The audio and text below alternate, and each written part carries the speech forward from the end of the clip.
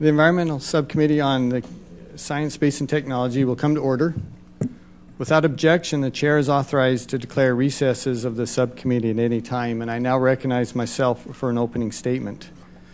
Good morning, and welcome to the morning's Environment Subcommittee markup of H.R. 2413, the Weather Forecasting Improvement Act of 2013, introduced by our subcommittee's Vice Chairman, Jim Bridenstine, and I serve as a proud co-sponsor on this bill.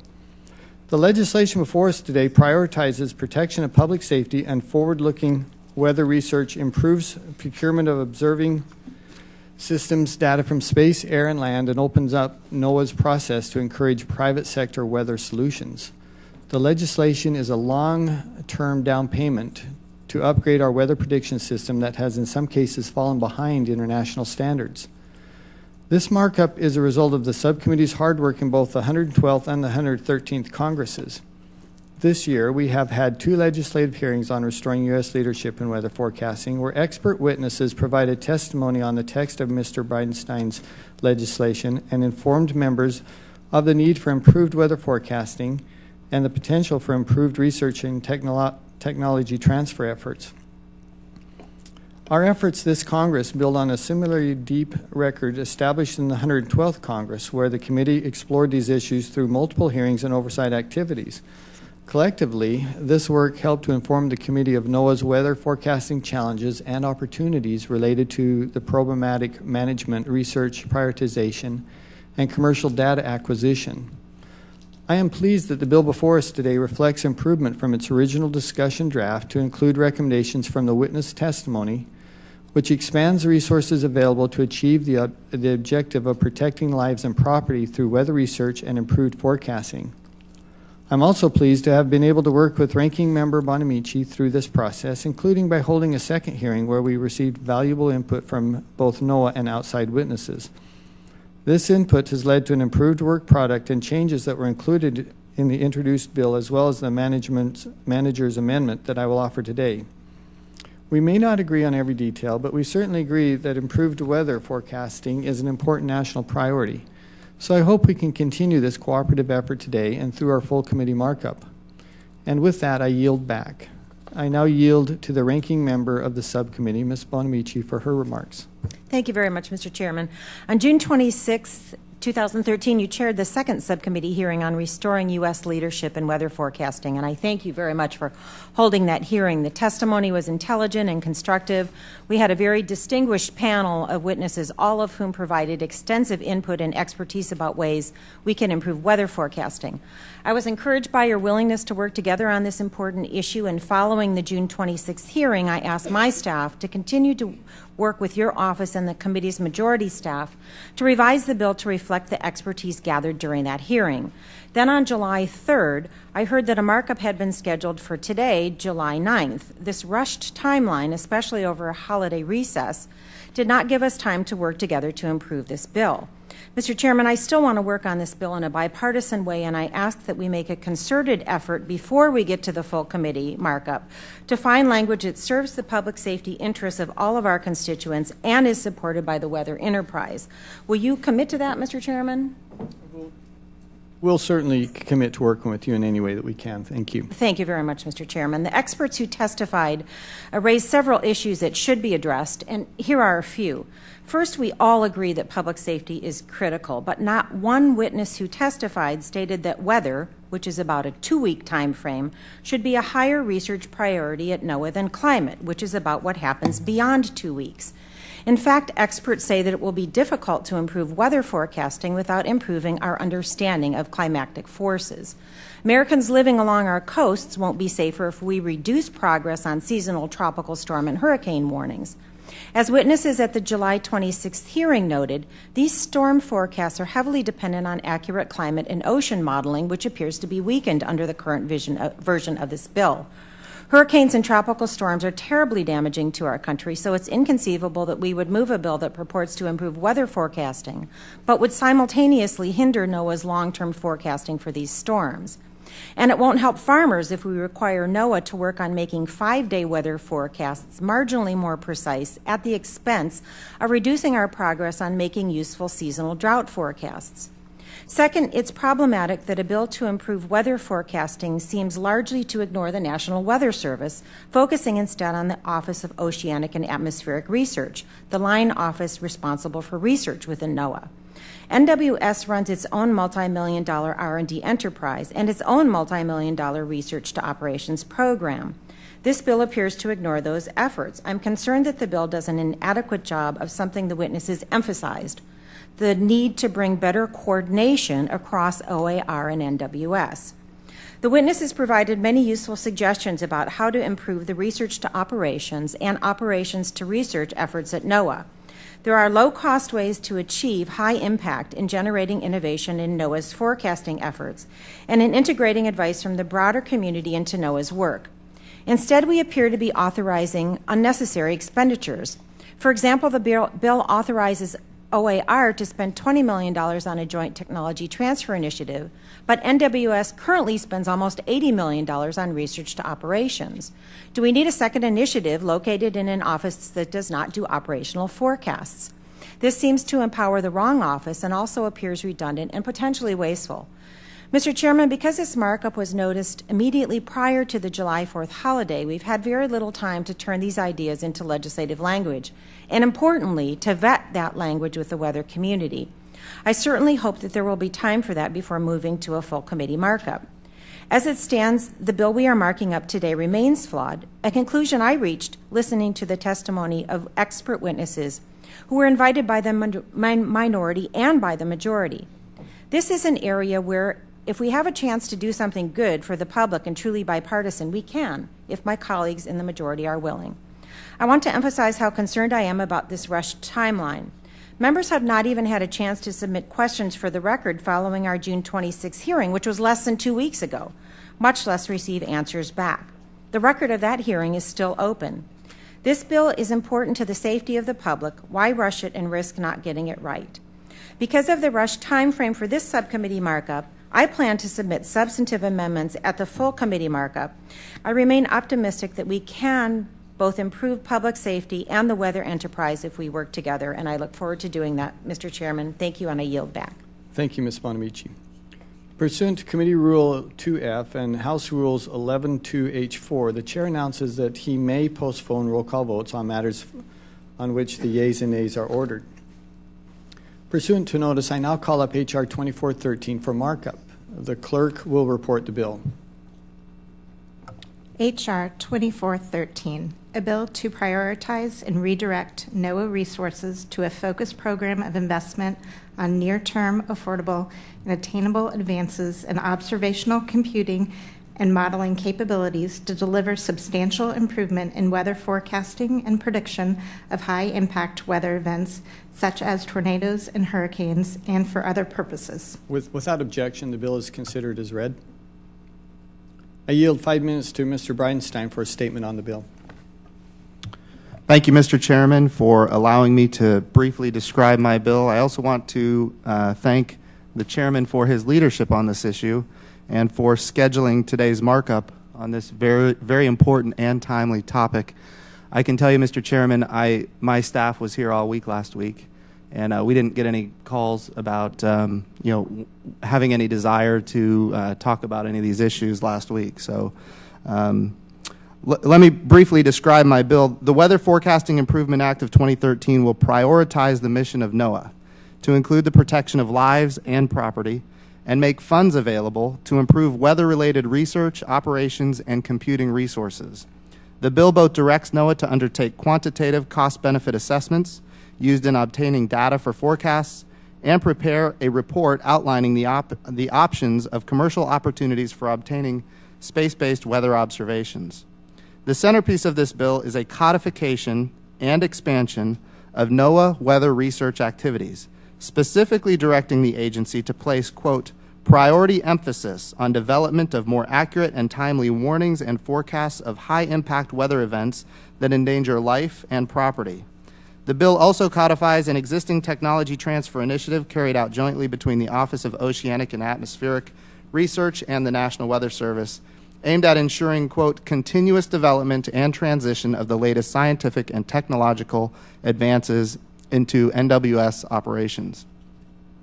The bill creates a tornado warning extension program, the goal of which shall be to, quote, develop and extend accurate tornado forecasts and warnings beyond 1 hour in order to reduce loss of life, injury, and damage to the economy, unquote. It also requires NOAA to prepare a program plan detailing the research and development activities and associated budget resources necessary to successfully realize the tornado forecasting improvements.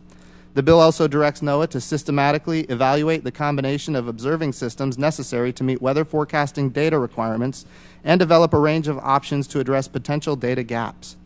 It further specifies that one component of this planning effort shall include observing system simulation experiments to quantitatively assess the relative value and benefits of potential observing capabilities and systems.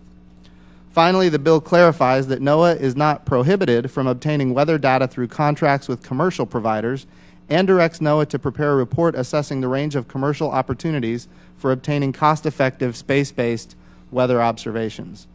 Mr. Chairman, my state has seen all too many times the destructive power of tornadoes and severe weather. In the wake of the latest outbreak in May that cost 48 lives, it is painfully clear that we must do more. The good news is that we can do more. In testimony before the subcommittee, witnesses detailed how a concentrated effort to improve forecasting innovation would improve protection of lives and property. Dr. Drogemeyer from the University of Oklahoma testified that with concerted research and technology development, 0 deaths from severe weather should be our ultimate goal. By making weather research and the protection of lives a priority lives and property NOAA's top priority, the bill before us today makes a small but important first step towards achieving this goal. Thank you, Mr. Chairman, and I yield back. Thank you, Mr. Vice Chairman. I now recognize the ranking member, the gentlewoman from Texas, Ms. Johnson, for 5 minutes. Thank you very much, Mr. Chairman. And I'd like to reiterate the comments of my colleague, Ms. Bonavici. Weather should not be, cannot responsibly be a partisan issue. The whole country experiences severe weather, and billions of dollars in business and investments are tied to weather and seasonal forecasts. I'm disappointed that we don't have a bipartisan bill that all members can rally behind at today's markup. The committee has never tried to pass a weather reauthorization that lacked the support of the weather enterprise stakeholders. This bill does not have that support now, and based on the testimony at the June 26 hearing, I doubt it can get that support without significant changes. The Science, Space, and Technology Committee has had its reputational ups and downs, but there are only 1 or 2 areas in our jurisdiction that have been as historically nonpartisan as weather forecasting.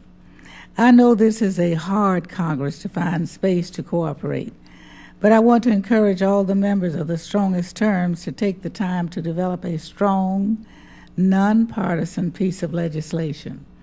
Reauthorizing weather programs is the type of policy issue where the American people just cannot understand why we can't get along.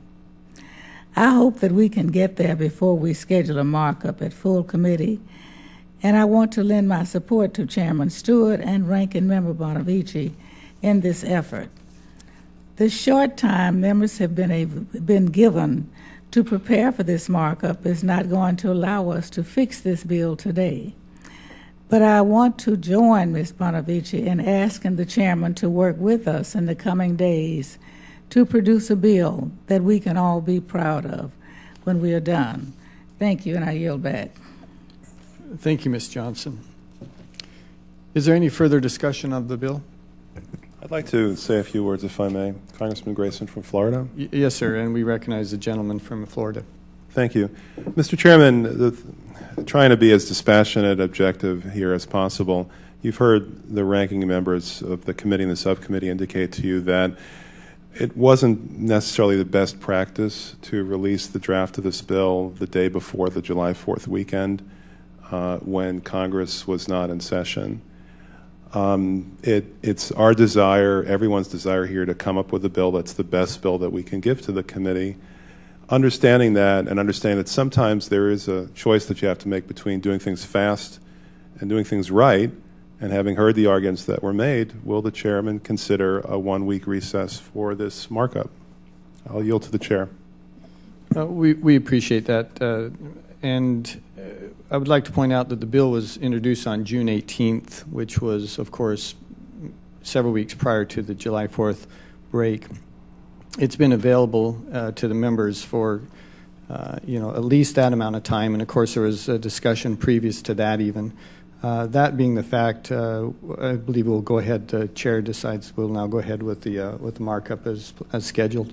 Well, reclaiming my time, I do want to point out that the manager's amendment was, in fact, released just a few days ago. And, in fact, the two amendments that I'm offering today are premised upon specific changes that were made from the original draft and what we were given on July 3rd. So I think there were material changes that were made. I don't think you would dispute that because you were the one who made those changes. So Yeah. with that in mind, I would prefer to see us proceed in a manner where every member of the committee feels that they've been given the proper time to give their input and make this bill the best that it can be. Again, we appreciate your comments. As the author of the manager's amendment, it's very, I think, generally technical in the sense that there are a few changes that were made in the structure, in some cases even commas and semicolons is all. Very little substantive to it. And I believe there's been adequate time, even over the last week since we brought up the manager's amendment, for anyone to read and to have input to that. Well, reclaiming my time, the price that you all pay for doing this way is that you haven't earned the cooperation of the minority. That may mean something to you and may not. We both know that it's going to be very hard to get any bill passed through the Senate, any bill actually signed into law, when you're not making it a bipartisan bill, but rather a partisan bill. Yeah. It seems to me to be a small price to pay for the chance of making this a bipartisan bill to simply postpone this proceeding for 1 week. There's nothing in this bill that is time sensitive. This is a bill that could have been introduced 3 months ago, 6 months ago, could be introduced 6 months from now. It's not as if hurricanes are going to go away in the meantime, or tornadoes. So again, with the possibility that we might be able to make this a bipartisan bill, I have to ask you once more, and this will be the last time, I promise, that we postpone these proceedings for 1 week in order to try to make this a bipartisan bill. Mr. Grayson, once again, we appreciate your comments, and thank you for this being the last time that you're going to ask. That's good to know. We believe there's been adequate time since the bill was introduced and adequate time since the manager's amendment was introduced. Again, it's not substantive. Much of it is almost entirely grammatical in its nature, and we believe there's been adequate time for us to proceed. So thank you. All right, I yield the balance of my time. Mr. Chairman, Yes. if I could just put this in a little perspective, 10 days is a long time to be able to consider a bill. I mean, I don't know, I've been here a number of years, and we would have been grateful to have had 10 days notice and knowing what that bill was. And people do work over the 4th of July break. Just a note, I don't, maybe your staff doesn't. My staff worked up until I think the 2nd or 3rd of July. I was in contact with them at any time. That means that actions could have been taken, and calls to the office here and to the various members and to the chairman's office would have been returned. So I just would think that the criticism that in some way the day before the 4th of July break, business didn't stop that day. It went on during the week for the 4th of July, at least it did in my office. So if indeed there was some type of an attempt to short-circuit the right of the minority to have time for consideration, I would think that would be a very serious charge, and that we should take a look at ourselves and is that something that really happened, and deal with it and make it right. I do think that the criticism here, however, is unjustified. Thank you very much, Mr. Chairman. Will the gentleman yield? I certainly will. Thank you. Just to respond, I don't think anybody's suggesting that nobody did anything since the 3rd of July. In fact, Ms. Bonamici has introduced 4 amendments that were produced since July 3rd, and I've introduced 2. That's not the same as saying that we've had enough time to thoroughly go over this and make this the best bill that it can be. The text that we were working from is something that was given to us on July 3rd. I don't need to tell you what happened on July 4th. July 6th and 7th were a weekend, and this is the first full day back where we're back in session after a week-long recess. I don't think that one can do one's best legislating under those conditions. I'm not saying that your office couldn't. I am saying that our office had to extend itself to do what we were able to do by today. Probably Ms. Bonamici feels the same way. That's the sentiment that she expressed. And what's the rush? But in any event, I understand your point, and I guess we can proceed. Thank you very much, Mr. Chairman. Yes, thanks to both the gentlemen. And I would remind all of us, the purpose of this markup is to discuss and to improve the bill, to offer amendments if those are appropriate, and to vote on those amendments. So we are in the process of doing, I think, Mr. Grayson, what you're hoping to accomplish.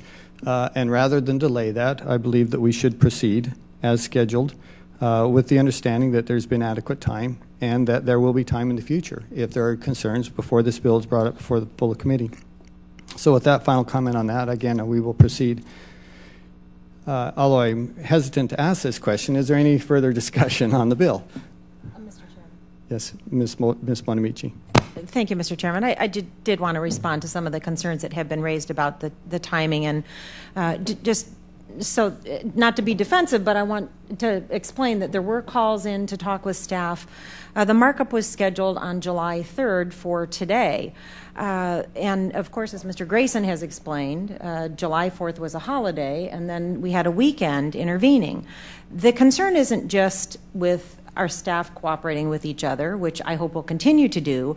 The concern is that with a lot of these amendments and with this legislation, it's important to get the input of the weather community. We want to make sure that we have a bill that addresses the real needs out there to improve weather forecasting, and that it's also workable and effective for the stakeholders involved. So it isn't just our staffs needing to communicate with each other, even though it was a holiday weekend. It's getting input from the people who will be implementing this legislation that's important as well. And I just wanted to explain that, Mr. Chairman. Again, and Ms. Bonamici, I appreciate your comments. May I remind you and other members that we have, I think, gone to extraordinary measures in order to do just what you said. We held 2 hearings on this. We held a subsequent hearing at the request of the minority. We allowed them and others to invite their own witnesses once again, and we feel like we've had the opportunity to get input from the experts in the field. Without objection, then, I ask unanimous consent that the bill is considered as read and open to amendment at any point, and the members proceed with amendments in order listed on the roster, so ordered. The first amendment on the roster is an amendment offered by the gentlelady from Oregon, Ms. Bonamici, and the clerk shall report the amendment. Amendment to H.R. 2413, offered by Ms. Bonamici of Oregon, amendment number 001. Page 2, lines 4 through 11, strike. I ask unanimous consent to dispense with reading without objection. So ordered. I recognize once again Ms. Bonamici for 5 minutes to explain the amendment. Thank you very much, Thank you very much, Mr. Chairman. This amendment would strike Section 2 of the bill. 2 weeks ago, well, actually less than 2 weeks ago, the subcommittee received testimony regarding this bill. This section raised a significant amount of concern from the witnesses at that hearing. Every witness said that it would be potentially counterproductive to prioritize weather research over climate or oceans research, as this section does. Mr. Chairman and committee members, we all care about public safety, but those expert witnesses were very clear that the most significant research challenges in understanding weather processes and improving forecasting ability lie beyond the arbitrary boundary used to separate weather from climate, which is just 14 days. They also noted that ocean-atmosphere interface questions are significant for weather forecasting. Nowhere is this more true than as it relates to tropical storms. If what you want is to have a more powerful seasonal forecast about the severity of hurricanes, for example, or if you want to understand the generation and behavior of these storms, you have to study oceans and climate. I want to add that Dr. Drogemeyer, who was here and testified from Oklahoma, said this: My final comment concerns climate and weather in a mutually reinforcing context. All of us recognize the importance of balance between weather and climate investments in our nation's research and operations portfolio, yet the traditional line dividing weather and climate is increasingly blurred as climate models are now run at resolutions approaching those of weather models. Consequently, we will do well to consider weather and climate not as two distinct elements at the extreme ends of a spectrum, but rather as inseparable parts of the Earth's system. Mr. Chairman, because this language, I believe, is counterproductive to improving weather forecasting, and anticipating that we will be able to work out some language that would be a better reflection of the expert testimony we received, my amendment would strike this section. I also want to point out, Mr. Chairman, that it's been mentioned this morning that Dr. Drogemeyer talked about the goal of 0 deaths. But that, Mr. Chairman, is not in the bill. So we need to have further conversations about how we can improve weather forecasting without limiting the work of NOAA and its relevant line offices, which I also want to add are not defined in this section. Mr. Chairman, although I have serious concerns about this section of the bill and offered this amendment, as I explained, we've received pretty clear testimony that this section is problematic and could be counterproductive to the goal of improving weather forecasting. However, given your commitment, Mr. Chairman, to work with us as we move forward, I'll withdraw this amendment and look forward to having further conversations about addressing this issue as we work to improve this bill, hopefully before the full committee markup. Thank you, Mr. Chairman, and I yield back. Okay, and thanks once again, Ms. Bonamici. And if there are no further comments that anyone would like to add after your comments, we appreciate your willingness to withdraw the bill, and we look forward to again working with you to hopefully improve this before it goes before the full committee. Okay. The second amendment on the roster is an amendment offered by the chair, and the clerk shall report the amendment. Amendment to H.R. 2413, offered by Mr. Stewart of Utah. I ask unanimous consent to dispense with the reading. Without objection, so ordered. I recognize myself for 5 minutes to explain this amendment.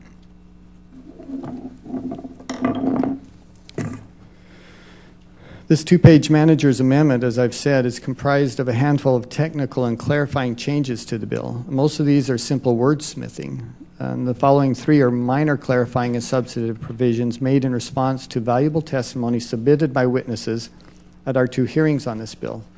First, on June 26th hearing, testimony from NOAA Administrator Kathy Sullivan expressed concern that the bill not stipulate that only observatory system simulation experiments, otherwise known as OSIs, be used to assess the relative value and benefits of the observing systems. This was never the intent of the bill's requirement that NOAA undertake observing system planning and prioritization to address potential gaps in weather satellite coverage. So the amendment clarifies that NOAA use not only OSIs but also observing system experiments and other assessment tools in these planning efforts.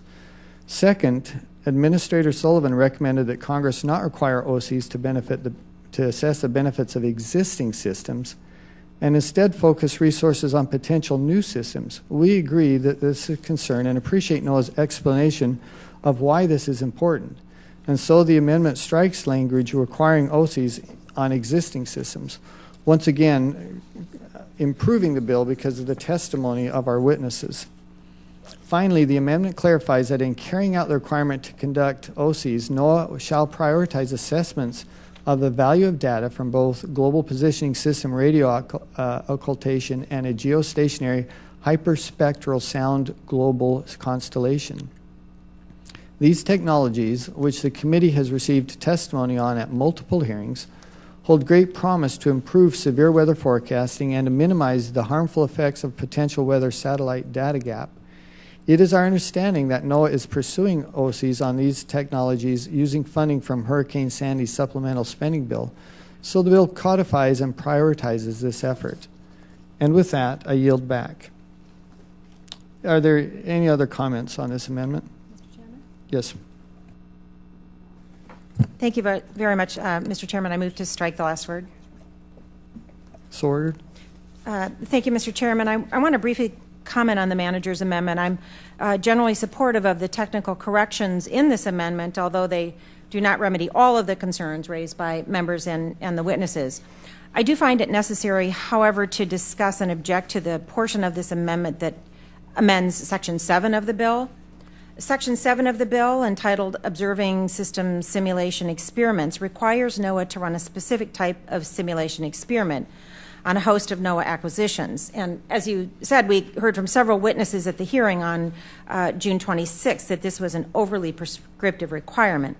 We heard testimony that there are multiple tools available to NOAA to evaluate acquisitions, and different approaches may be more appropriate in different circumstances. I would note that Dr. Drogemeyer, the majority's own witness at the June 26 hearing, spoke to this issue specifically, saying that I think the only thing that we are saying is basically there are many tools available, probably let the scientists decide which ones are most appropriate. And I agree with that sentiment wholeheartedly. Unfortunately, the manager's amendment only adds to the prescriptive nature of this requirement by directing NOAA to analyze 2 specific potential acquisitions with this tool. I would note that these appear to be proposals from 2 specific companies, which only adds to my discomfort here. With this language, we're taking a step back. Based on what the expert witnesses, including the majority's witness, said in our subcommittee, it's clear we should either be deleting this section of the bill or at the very least making it much less prescriptive. Instead, this section of the manager's amendment makes it more prescriptive. For this reason, I oppose the amendment and hope this is something we can address as we move forward. Thank you very much, Mr. Chairman. I yield back. Thank you, Ms. Bonamici. Again, let me reiterate, it was never the intention of this bill's requirement that NOAA undertake observing systems planning and prioritization to address these gaps in coverage. The amendment simply clarifies that NOAA use not only OCs, but also observing system experiments and other assessments in these planning tools. And if I could finally reiterate with this, the overall importance of the OCs, which have been roundly endorsed by many different weather experts and stakeholders, is critical in NOAA's gap mitigation planning and are in fact already underway as a result of funding provided by the hurricane supplemental spending. Is there further discussion on this amendment? Mr. Chairman? Yes, the ranking member. If I could be recognized again, Mr. Chairman, I would just like to clarify the section I'm referring to is on page 2 of the amendment, where it calls for amendment on page 9 after line 3, inserting a new subsection of priority OCs that does use the term shall complete OCs. So there is a section that adds required mandatory OCs in certain circumstances. I yield back, Mr. Chairman. Thank you. Is there further discussion on the amendment? Just a moment, Your Chairman, Mr. Yes, Chairman. Okay. the gentleman from Florida. Thank you. I just want to observe that support for this amendment could not be construed necessarily as support for Section 7 because Amendment number 4 that we'll be considering would strike the entire section. So one could vote for this amendment and still agree with Ms. Bonamici about her point. Thank you. I yield the rest of my time. And so noted. Thank you. Any further discussion? Hearing then, the vote occurs on the Stewart amendment. All in favor say aye. Aye. Those opposed say no. The ayes have it, and the amendment is agreed to. The next amendment on the roster is an amendment offered by the gentleman from Florida, Mr. Grayson, and the clerk shall report the amendment. Amendment 2, H.R. 2413, offered by Mr. Grayson of Florida, amendment number 143. I ask unanimous consent to dispense with the reading. Without objection, so ordered. I recognize Mr. Grayson for 5 minutes to explain his amendment. Chairman Stewart, Ranking Member Bonamici, the amendment before you is a simple technical amendment that I hope we can all support this morning. It adds only 5 words to the bill, quote, such as tornadoes and hurricanes. My amendment would add these 5 words to page 3, line 13 of the bill, immediately after the word severe storms. The exact same phrase that these words provide appeared in the discussion draft of this bill that was posted on the committee's website until yesterday, one day before this markup. As you're aware, Mr. Chairman, this bill would authorize almost $500 million for the research being described in Section 3 of the bill, specifically $400 million. I feel it's important that the words tornado and hurricane explicitly appear in Section 3 at least once. Currently, that's not the case. So I urge support for this simple technical amendment, and I yield the balance of my time. Thank you, Mr. Grayson. Mr. Bridenstine. Thank you, Mr. Chairman. I'd like to thank the gentleman from Florida for his amendment. This amendment adds reference for tornadoes and hurricanes to severe storm forecasting within the bill. And I believe this is a good amendment. While our congressional districts face very different extreme weather events, I do not believe that this is overly prescriptive at all. And I am glad that we both agreed for the need to improve forecasting capabilities. I'm honored to support this amendment. Mr. Chairman? Yes, Ms. Edwards. Mr. Chairman, I had not planned to speak on this, but I have to tell you that in reviewing Mr. Grayson's amendment, understanding that it may be accepted by the majority, it is case in point why it was necessary to review this and to move forward. We would not have actually had to do an amendment had we had the kind of bipartisan cooperation that the ranking member spoke about earlier. And so looking at Mr. Grayson's amendment and seeing something as simple as adding such as hurricanes and tornadoes, that the American public would have been shocked that we would have been able to move forward a bill without an amendment that wouldn't recognize that we had these kind of severe storms, given what this country and what parts of this country have experienced.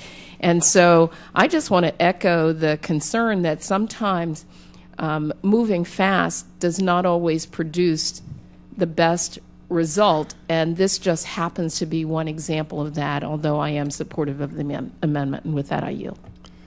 Thank you, Ms. Edwards. And once again, I believe that is the purpose of these subcommittee markups, is to do what you've asked and all of us hope to do here.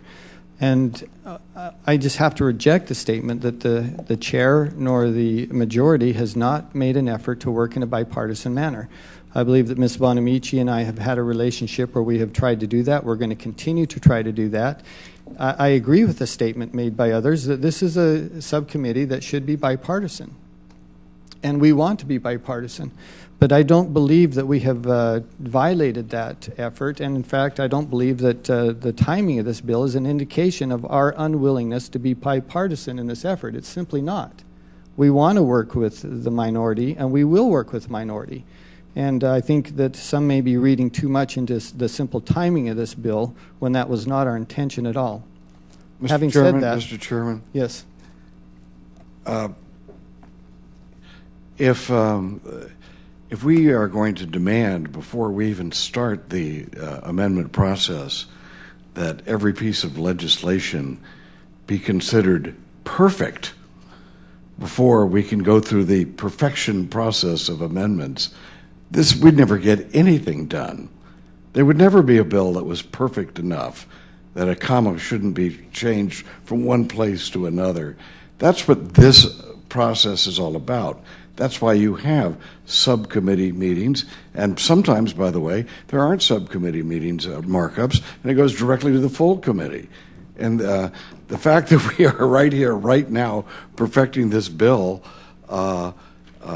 demonstrates, I think, goodwill on the part of the leadership and a commitment to making sure we have good legislation by being open to amendments from both sides of the aisle.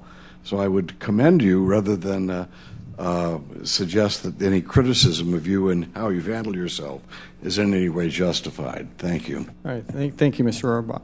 Rohrabacher. Are there any further discussion on the amendment? Hearing none, let me make a note here that we have probably 35 minutes to complete these hearings if we can, so we're going to try and move a little more quickly, taking the time as necessary to discuss it, of course. Hearing none, the vote occurs on the Grayson Amendment number 143. All in favor say aye. Aye. Those opposed say no. The ayes have it, and the amendment is agreed to. The next amendment on the roster is an amendment offered by the gentlelady from Oregon, Ms. Bonamici, and the clerk shall report the amendment. Amendment to H.R. 2413, offered by Ms. Bonamici of Oregon, amendment number 002. I ask unanimous consent to dispense with the reading. Without objection, so ordered. I recognize Ms. Bonamici for 5 minutes to explain the amendment. Thank you very much, Mr. Chairman. This amendment strikes the requirement that the Assistant Administrator for OIR is required to run Observing System Simulation Experiments, or so-called OSSIs. The subcommittee learned in our June 26th hearing that OSSIs are not the only analytical tool available to evaluate potential configurations of observing systems on weather forecasting, and we talked about that again this morning. According to that expert testimony, other tools have been developed that are quicker, less expensive, and potentially more robust. I expect that if we modified the language of this section to simply require the use of the most appropriate and effective analytical tool, which in some cases would be an OSSI, in some cases not, we would have broad bipartisan support. I hope we can get there before we mark up at full committee. And barring that, I ask that we strike the section as it now stands, particularly because of the provisions that were added in the amendment you offered, Mr. Chairman. And I hope we can work with knowledgeable members of the weather enterprise to craft a responsible language. Additionally, as I noted, the manager's amendment now appears to create an earmark for the benefit of one or two companies, and I don't know what this will cost the taxpayer, but it's unclear why we should do this or what we hope to learn. With that, I yield back, Mr. Chairman. Thank you. I move strike the last word and recognize myself to speak on the amendment. The amendment would strike observing system simulation experiments from the legislation, and I oppose this amendment. OCs play a very important part in observing system planning for NOAA. These tools are available at quantitative assessing of the relative value and the benefits of potential observing capabilities and systems, which aid in NOAA's accurate forecasting abilities. 2 weeks ago, the current head of NOAA, Dr. Kathy Sullivan, called these experiments one of the tools to help determine what new data or technologies will yield the best improvement in forecasting accuracy. Likewise, former NOAA administrator called observing system simulation experiments a powerful tool to inform our strategies for investing in observing networks. NOAA recently contracted with Riverside Global Science Solutions to assess its approach to future satellite gaps, and their report stated clearly that OCs should be a normal part of NOAA planning and evaluations. Moreover, OCs are critical to determine how best to mitigate the degradation of NOAA weather services and should be used to inform decisions which proposed alternatives and combinations of alternatives provide the best cost benefit to gap mitigation. And with that, I yield back. Are there others who would like to address the amendment? Mr. Chairman? Yes, I recognize Ms. Bonamici. Thank you, Mr. Chairman. And I'm not disagreeing that OCs can be a valuable tool, as we heard in the testimony. But as explained, the amendment would strike the provision, and I hope that we can continue to work to make this a better section, even in light of the manager's amendment. We've heard pretty clear testimony that the section is problematic, but given the chairman's commitment to work with me as we move forward, I'll withdraw this amendment and hope we can discuss this issue further and work out bipartisan language regarding the use of OCs before this bill moves forward for a markup at the full committee. Thank you very much, Mr. Chairman. Okay, thank you. And with that, the amendment is withdrawn. The next amendment on the roster is an amendment offered by the gentleman from Florida, Mr. Grayson, and the clerk shall report the amendment. Amendment to H.R. 2413, offered by Mr. Grayson of Florida, amendment number 144. I ask unanimous consent to dispense with the reading. Without objection, so ordered. I recognize Mr. Grayson for 5 minutes to discuss his amendment. Mr. Chairman, this amendment simply reestablishes equal treatment out of this bill for hurricanes and tornadoes. I recognize that our time is very limited this morning, as the chairman has already pointed out. Maybe it might be better for me just to reserve the balance of my time in the hope that we can move quickly on this. I reserve the balance of my time. Chair recognizes reserving the balance of your time. Are there others who would like to speak to the amendment? Vice Chairman, Mr. Bridenstine. I would just like to support the gentleman from Florida in this amendment. Is there further discussion on the amendment? Hearing none, the vote occurs on the Grayson amendment. All in favor say aye. Aye. Those opposed say no. The ayes have it, and the amendment is agreed to. The next amendment on the roster is an amendment offered by the gentle lady from Oregon, Ms. Bonamici. The clerk shall report the amendment.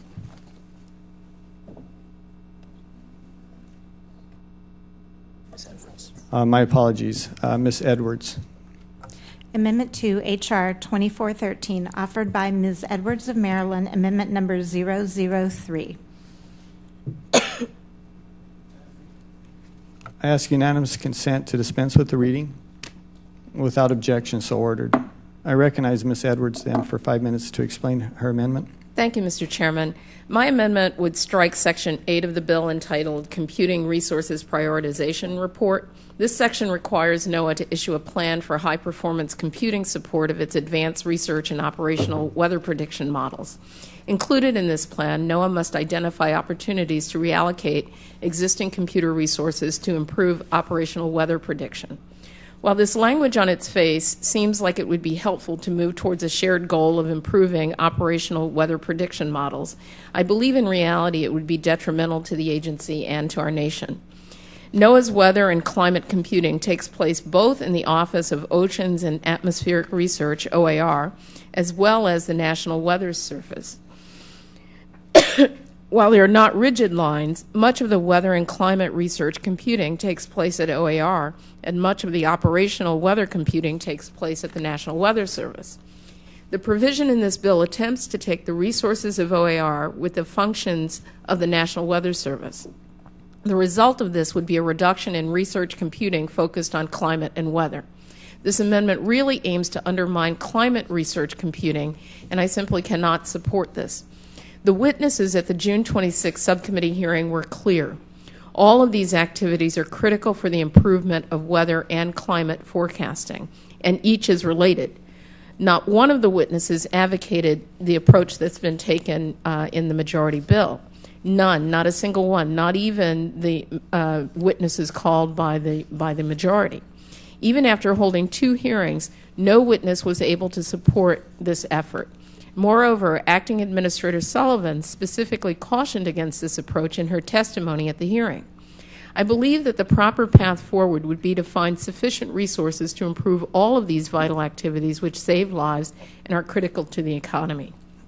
Of course, I realize that the hands of my Republican colleagues are tied in this respect as they continue to push for flat or lowered funding levels, even as we require and expect more of our science agencies. A wholesome problem on this committee and the Congress. In particular, I'd like to highlight that although this bill and my colleagues are on the other side of the aisle claim a desire to improve operational weather computing at NOAA, they all voted against providing NOAA with the resources to do just that in the Sandy Disaster Relief Appropriations Act of 2013. That legislation provided NOAA with funds to improve specifically operational and weather research computing. Acting Administrator Sullivan testified that these funds will allow NOAA to improve their operational computing power tenfold by 2015. So my colleagues had a chance to do something concrete to improve the same operational computing at NOAA, and yet they chose not to. I think it's a better approach to recognize the resources required to accomplish these goals and to ensure these improvements rather than prescribing organizational changes that truly serve to be a detriment in the long term while ignoring the real challenges. I urge adoption of the amendment, and I yield back the balance of my time. Thank you, Ms. Edwards. The chair recognizes the vice chair, Mr. Bridenstine. Thank you, Mr. Chairman. This amendment would strike Section 8 of this bill, the Computing Resources Prioritization Report, which directs NOAA to issue a plan for high-performance computing support of its advanced research and operational weather prediction models. I oppose this amendment. It is crucial that computer resources remain a top priority to advance weather forecasting research and models. Over the years, an imbalance has formed between the resources available for weather and climate modeling research. Do we have the graph there? Computer resources available to weather are substantially lower than that of climate. I would like to show on the screen a chart developed by Dr. Cliff Mass of the University of Washington. The first 5 bars illustrate the computing power of NOAA's climate-focused supercomputers. The first 5 bars, NOAA's climate computing supercomputers. The last bar shows the capability of the National Weather Service's operational computer. I don't know if you guys can see the last bar. I can't see it from here. The imbalance is clear, and the chart speaks for itself, which is why the bill includes a provision requiring a review. It's just a review of how NOAA's supercomputers can be put to use for weather forecasting, not just climate science. I yield back. Thank you, Mr. Bridenstine. I would move to strike the last word and recognize my spouse to speak on the amendment. Ms. Edwards, we are sympathetic to your pleas for funding, and in a perfect world, we would be able to fund everything that we would like to. We would be able to fund many needs that perhaps go unfunded today, but the reality is that we have to prioritize and we have to choose.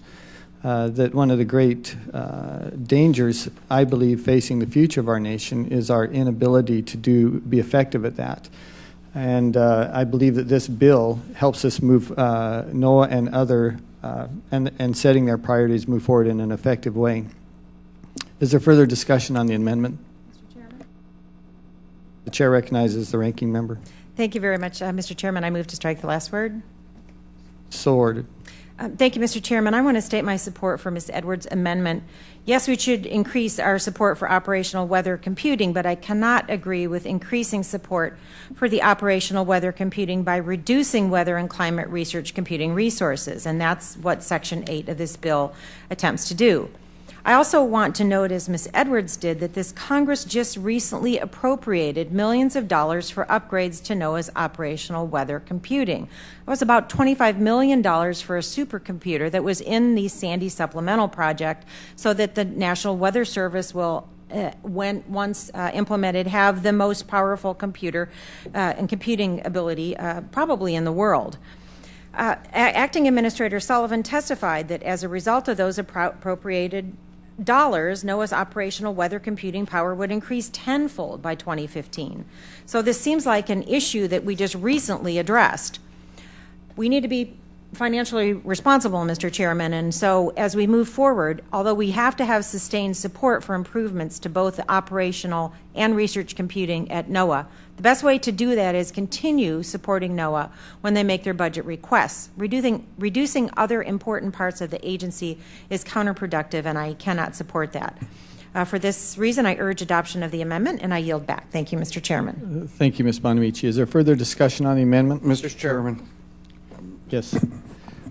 Thank you, Mr. Chairman. I'm going to rise in opposition to this amendment. I think your chart was very compelling, and as I understand Section 8, it basically says to 6 months after enactment of this act, that NOAA Chief Information Officer, in coordination with the Assistant Administration of OAR, they'll come up with a plan on what's the best utilization of the computer resources that they have to make sure that they're dedicating enough resources to the prediction side. Am I missing something here? I don't believe so, Mr. Nakamura, Yeah. yes. And as I think the chairman pointed out, you know, we don't have an unlimited amount of resources here. And every agency, every federal agency in our entire government is going to have to be looking at how they're utilizing American hard-working taxpayers' money and making sure that we're utilizing them in the most efficient and effective way. And I think moving some of those dollars away from research on climate change to saving lives for weather prediction, probably the American people think that's a pretty good investment on our behalf. And so I urge other members not to support this amendment. Mr. Chairman. Yes, and thank you, Mr. Nagamauer. And I'm sorry, was there? I seek recognition, Mr. Chairman. Yes. Mr. Chairman, I'd like to comment briefly and then yield the balance of my time to my colleague, Ms. Edwards. It's become apparent to me that the pleas of balance are disingenuous, that this is really an attempt to undermine research efforts on the federal government on climate change. You know, I find it absurd that that balance, the term balance, is being used to justify this with charts that purport to show an inordinate amount of resources being spent on climate. The federal resources, we must continue to support acquiring knowledge and acquire better understanding of the total systems in order to understand the more localized effects that result in weather. I yield the balance of my time to my colleague. Thank you to my colleague, Mr. Chicano. And I just want to point out to the majority that the chart that has been shown, and it's important for the public to understand this, does not reflect the $25 million at all, not even on the chart. And so, I think, if we're thinking about fiscal responsibility, then it's responsible for us to acknowledge the $25 million that's actually already going to the National Weather Service that Acting Director Sullivan pointed out to us to show how they plan to raise the computing capacity. I'd also like to say again that I understand, because it's been clear on this subcommittee, it's been clear in our full committee, that there is a deep animus to anything related to climate research on the side of the majority. But the fact is that climate impacts weather, and that our experts need to have the full knowledge and expertise about this impact so that there can be better forecasting, so that it works for our farmers and for our industry. And I suppose you can bury your head in the sand if there's any sand left on the beach when another severe climate event happens and our weather services are not able to keep up with that for the American public. And so those are the choices that we have. But the reality is that whoever causes climate, wherever it is caused, it is impacting weather, and it impacts our weather forecasting. And it's important for us as policymakers to stop having this silly debate and to provide the agencies with the resources that they need to respond so that our communities are not further devastated by the impacts of severe weather events. And I would just close by saying to my colleagues, really pleading with them, that for our coastal communities, for our communities in the midsection of our states that are experiencing very, very severe weather events, and not to have the kind of capacity that we need to save lives, is very irresponsible.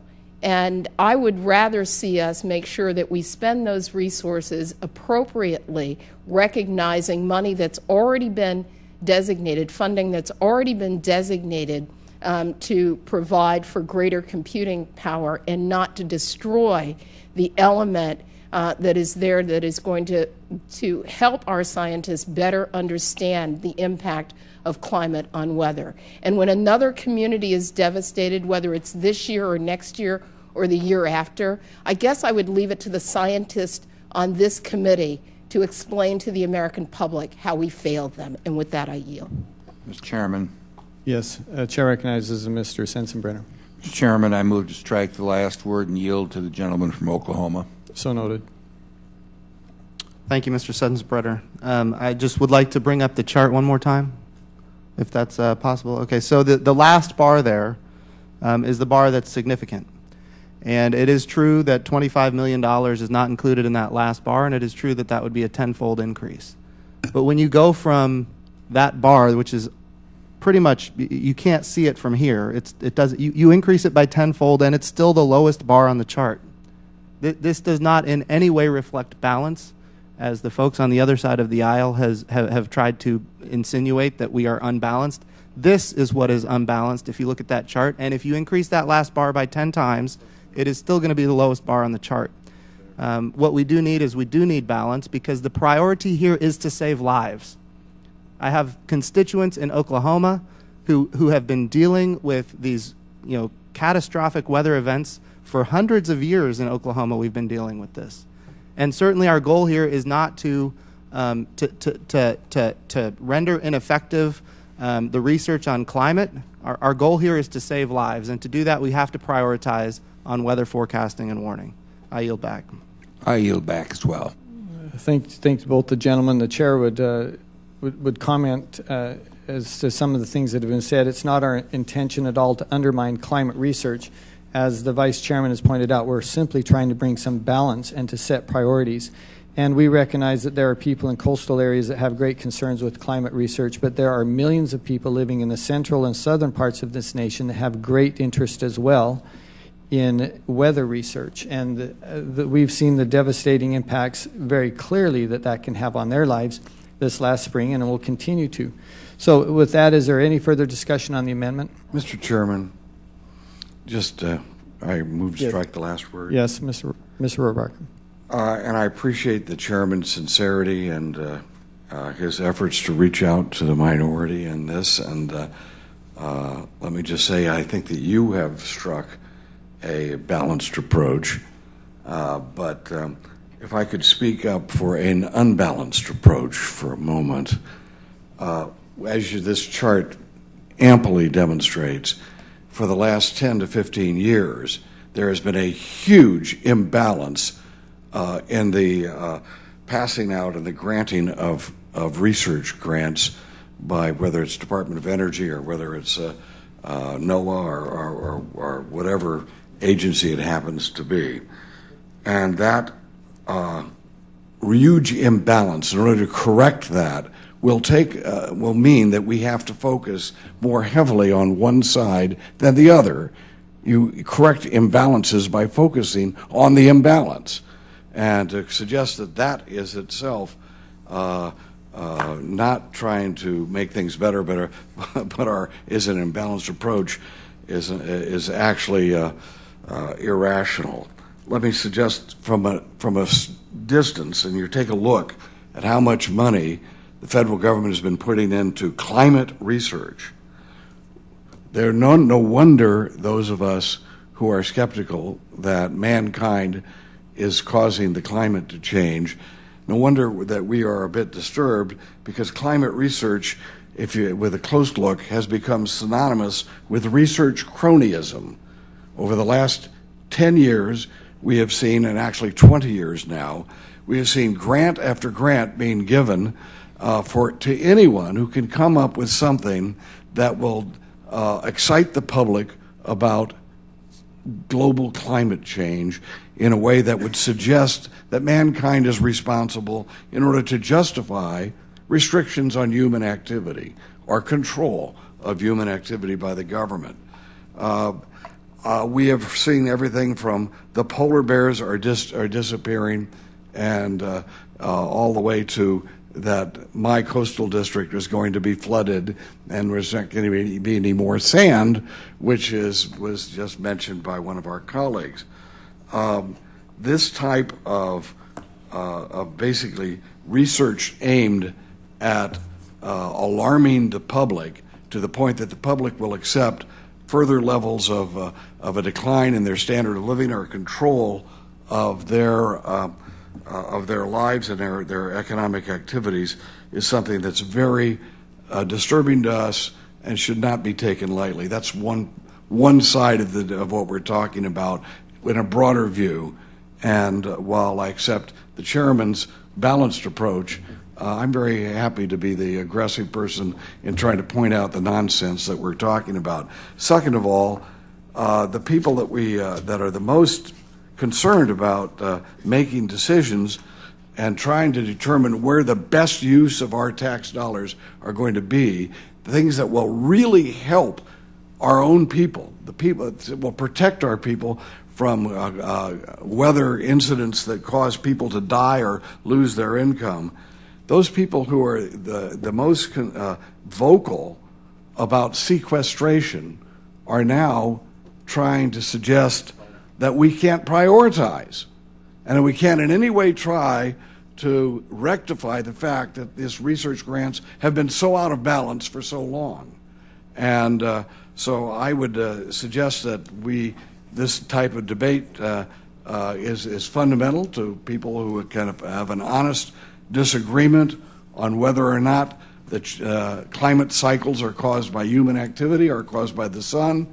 That's an honest disagreement, and I think that it pops up every now and then in debates on policy just like this. But as I say, the big picture is as important in the understanding of this debate as is the details in this legislation. Thank you very much, Mr. Chairman. Thank you, Mr. Rohrabacher. Chair recognizes the ranking member, Ms. Bonamici.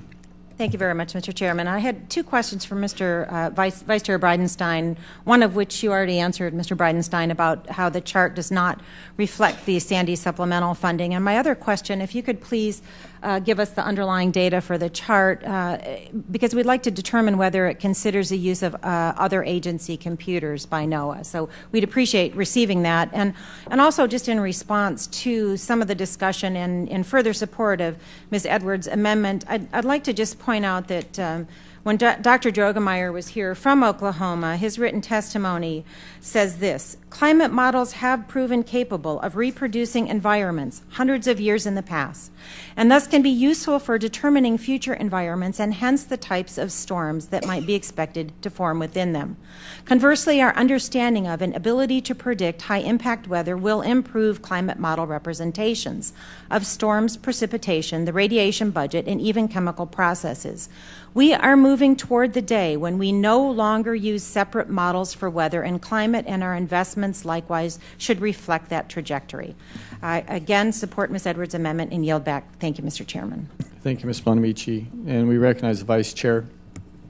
Well, thank you, Mr. Chairman. The chart there came from, it was developed by Dr. Cliff Mass of the University of Washington, who, from all evidence that I've seen, is not by any stretch necessarily a conservative researcher. And certainly I think that chart is accurate and it reflects priorities that have been mismanaged over time.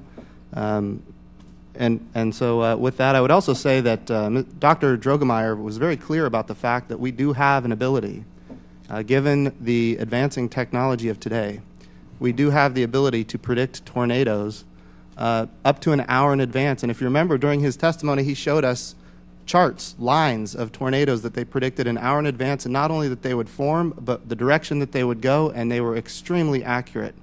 That reflects the fact that we can save lives and we can save property and we can prevent catastrophic economic effects from these kind of disasters if we do properly prioritize. And so with that, I'll yield back.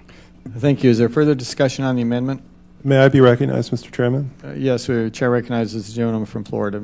Thank you. The chart in question that we've been debating now for, almost half an hour has a y-axis that is listed as peak capacity petaflops. Is there anybody in the majority who can identify what a petaflop is? I yield. I take it the answer is no. It is the ability to do, it's computing capacity, the ability to do calculations. How many? It's a great question. It's a 1,000 teraflops. 1,000 teraflops. All right, then what's a teraflop? That is a 1 million megaflops. Oh, okay. Well, I see where this is going. What's a megaflop? It's one more than a flip-flop. Listen, here's the point. The point is that we've been talking about a chart that simply says in visual form that we're devoting more computer resources to climate than we are to weather. I don't think there's anything really wrong with that. Climate is a much more difficult problem to map than weather is. It's just intrinsically more complicated. It deals with much longer periods of time than weather does. It's like saying, well, an MRI of the brain is going to be more complicated than an MRI of the arm. That's just the way it is. And with that understanding, I think that Ms. Edwards' observations are well taken. I yield the rest of my time. All right, thank you, Mr. Grayson. Is there further discussion on the amendment? Hearing none, the vote occurs on the amendment. All in favor say aye. Aye. Aye. Those opposed say no. The nays have it, and the amendment is not agreed to. I'd ask for a recorded vote, Mr. Chair. The clerk will call the roll.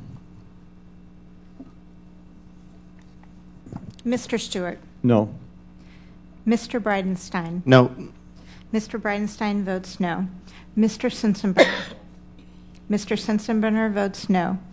Mr. Rohrabacher. Mr. Rohrabacher votes no. Mr. Nagebauer. Mr. Nagebauer votes no. Mr. Brown. Mr. Weber. Mr. Weber votes no. Ms. Bonamici.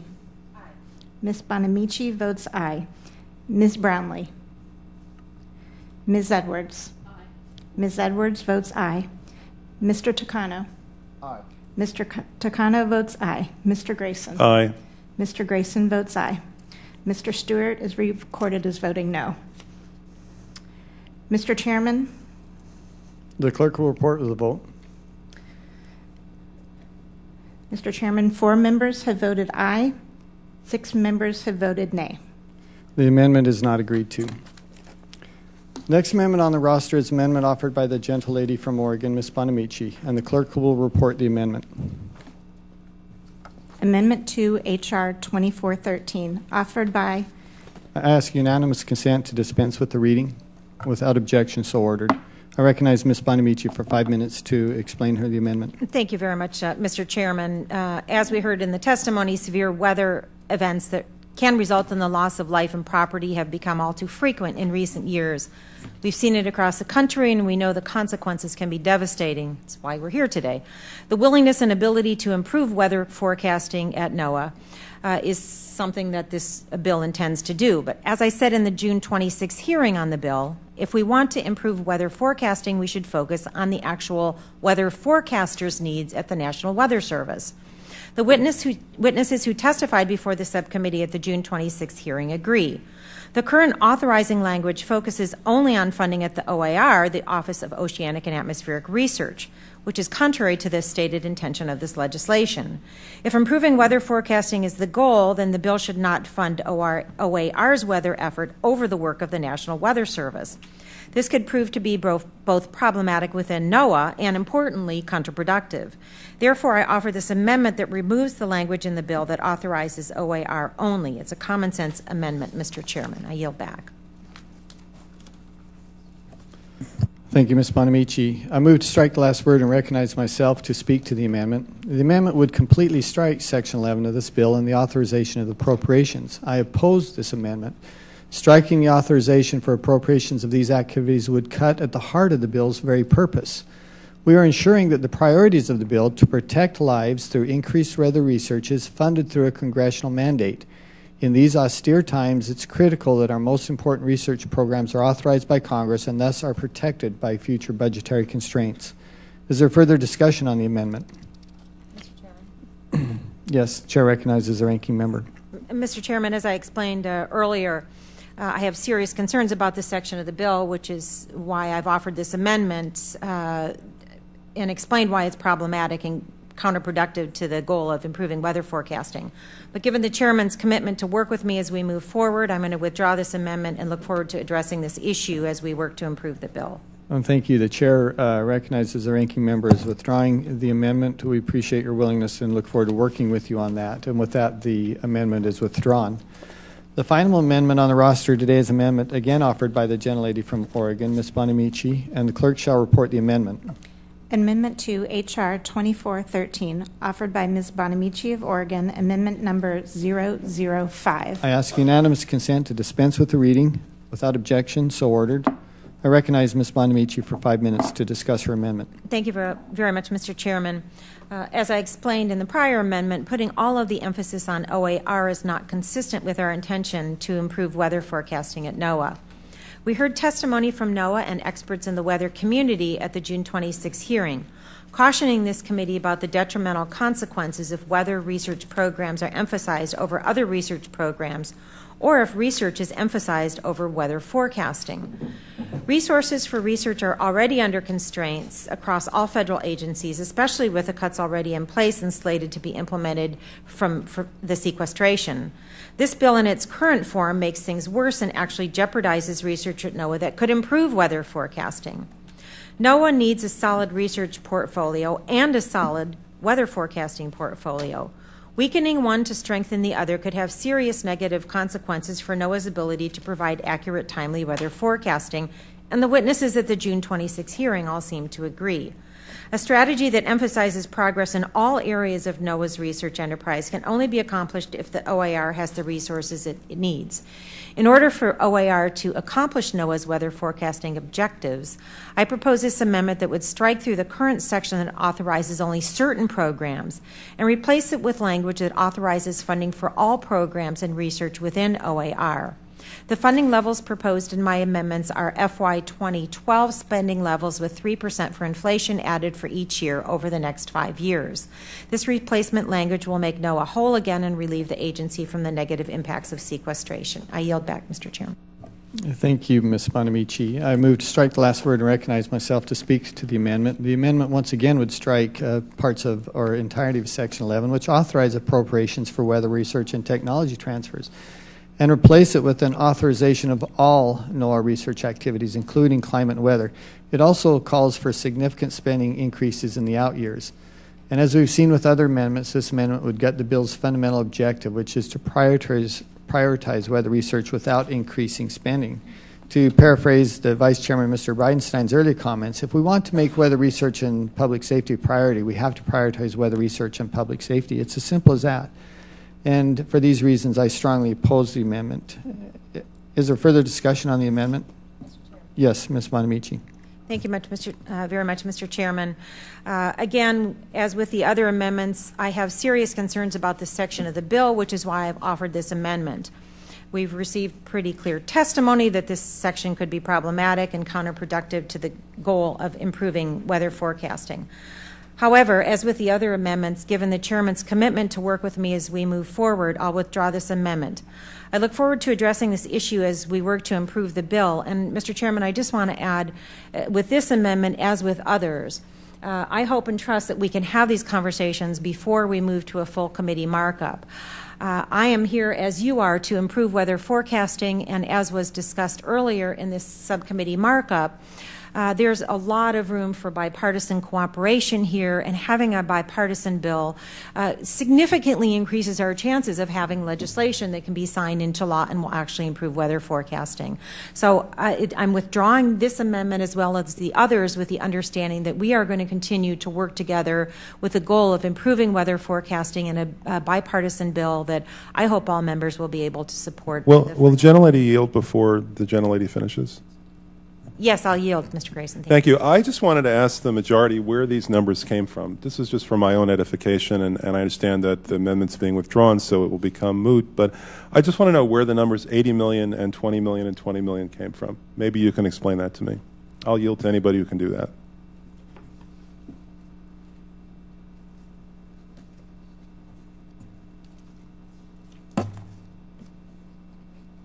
You want to get back? I'd like to get back to you on that. Yeah. All right. I yield back.